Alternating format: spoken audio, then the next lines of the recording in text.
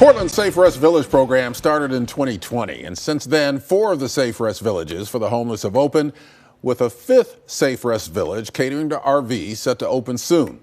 Portland City Commissioner Dan Ryan is in charge of the Safe Rest Village program for the city. He's here in studio. Commissioner Ryan, welcome back to Eye on Northwest Politics. Thank you, Ken. It's really good to see you.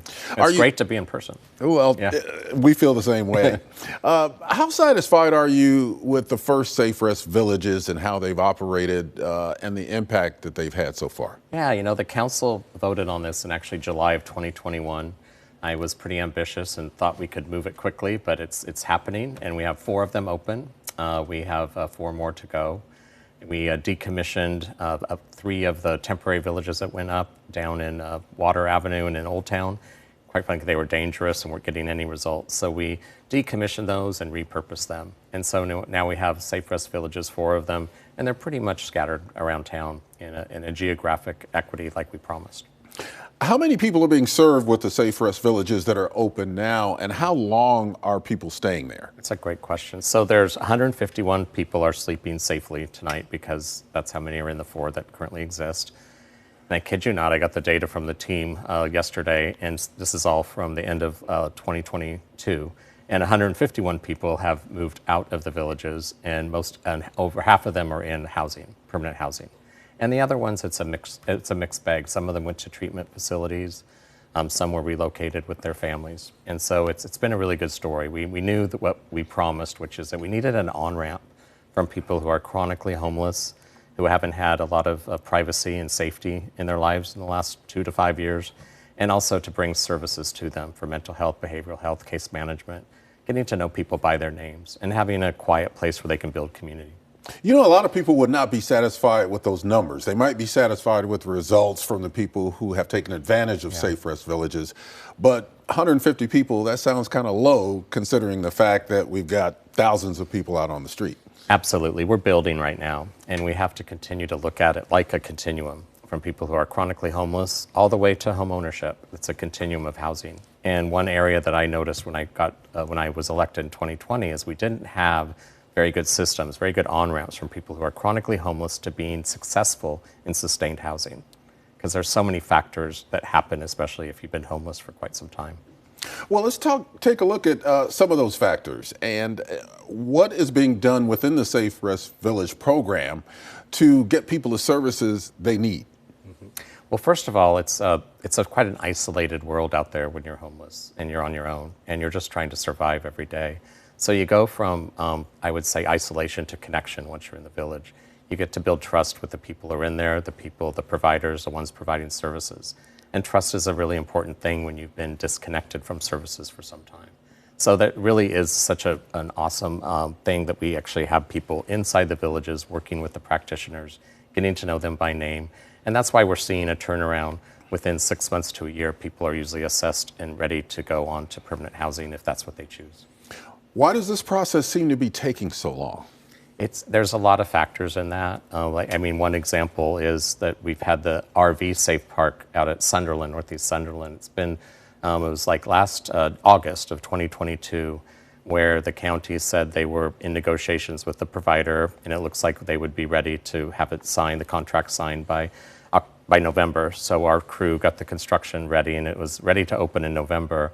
But we're still waiting for the county and now the provider who has come together, which is St. Vincent, I'm losing my train of thought. This is for Sunderland, right? Yes. The Salvation Army. Salvation Army. I almost said St. Vincent de Paul, sorry. Yeah. Salvation Army, and they are ready to, they're negotiating their contract as we speak. So the truth is it won't be done, we're hearing now, until May, and that means that the village won't be ready until July. So sometimes it just takes time when the county's negotiating with the providers. No one gets more impatient with that than I do.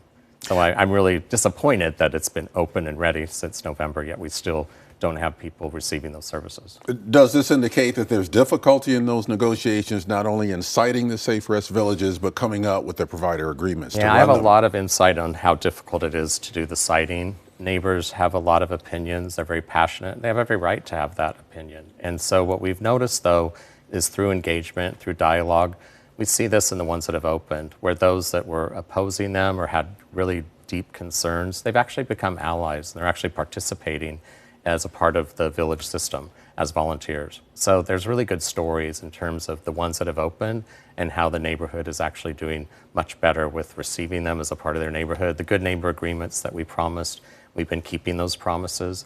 We've resourced services around that. And because we want people to be safe inside the village and outside. And the people that come into the village, it's really important for them to have that safety and that barrier, because they're usually making big decisions in their life to sometimes be vulnerable to get help. And so they don't need to be triggered by people they used to hang out with that maybe they did substance abuse with, or yada yada, or they weren't safe outside. So it's really important that we create that safety zone around the villages. You had a big announcement this week with the mayor concerning the first sighting of the mega camp, the big homeless camps. How does the Safe Rest Village program fit in with the mayor's overall plan for these big camps for the homeless? Yeah, we provided a lot of intelligence through experience on what to expect. And so we're in close communication with the mayor's office. Probably the biggest distinction is just the structures themselves. The Safe Rest Villages, except for the RV Safe Park, the rest of them are tiny homes. They're actually quite lovely. They're very, they're warm, they're easy. They survive the severe weather that we've had recently.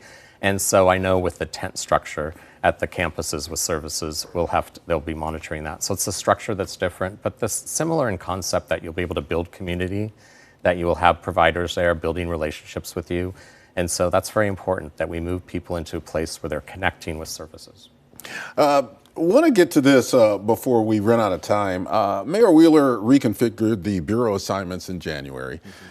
You're now the Commissioner of Culture and Livability. That includes the Office of Equity and Human Rights. The director of that office, Lisa Watson, resigned. So are equity issues taking a back seat now at City Hall in your office? Absolutely not. Absolutely not. We will continue to build that program. I just hired a member of my team, Steve Lee, who has a lot of experience in diversity, equity, inclusion work. And we have to just continue to be clear about what that action plan is and what kind of results we can get.